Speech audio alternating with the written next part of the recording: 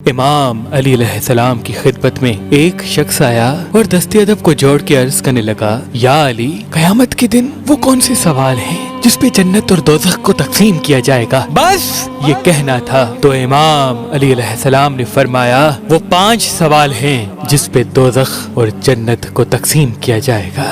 پہلا سوال کہ اپنی زندگی کن کاموں میں خرچ کی۔ دوسرا سوال، مال کہاں سے کمایا اور کہاں خرچ کیا۔ تیسرا سوال، کیا اپنے علم پہ عمل بھی کیا یا صرف علم پہ ناز کرتے رہے۔ اور جب چوتھے سوال کی باری آئے گی تو اللہ اس انسان کے لیے دوزخ اور جنت کے دروازے کھول دے گا اور پھر پوچھے گا کہ بتاؤ، دنیا میں جانے کے بعد تم نے دنیا کو کیا کیا دیا اور تم نے دنیا سے کیا کیا چھینا۔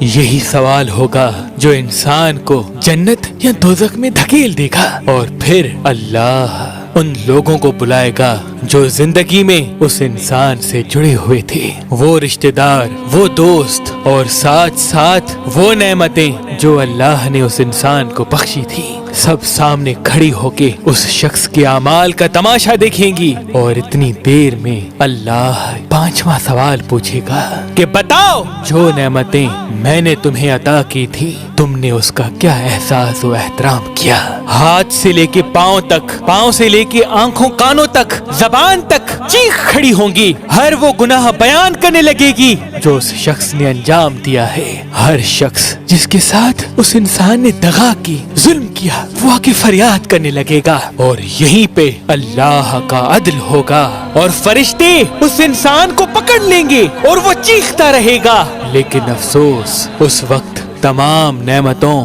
اور لوگوں کی گواہی جو اس انسان کے لیے ہوگی، اس کے تحت اس کا ٹھکانہ جنت یا دوزخ کو قرار دیا جائے گا، اور وہ وہیں تا ابد تا حیات کی زندگی گزارتا رہے گا۔ اور وہ کے ولی حضرت شاہ شمس تبریز نے فرمایا کہ حسینی عقیق پہننے سے نظر، تعویذ، جادو انسان پہ اثر نہیں کرتے اور انسان کے کاموں میں رکاوٹیں ختم ہونے لگتی ہیں۔ تو ابھی ہماری ویب سائٹ مہربانی.com پہ آئیں اور یہ پتھر حاصل کریں۔ آپ اپنا لکی پتھر ہماری اپلیکیشن جو گوگل پلے اسٹور اور آئی فون ایپ اسٹور پہ موجود ہے ان سے بھی حاصل کر سکتے ہیں۔ مزید معلومات کے لیے ہمارے نمبر پہ کال کریں۔ اللہ آپ کو سلامت رکھے۔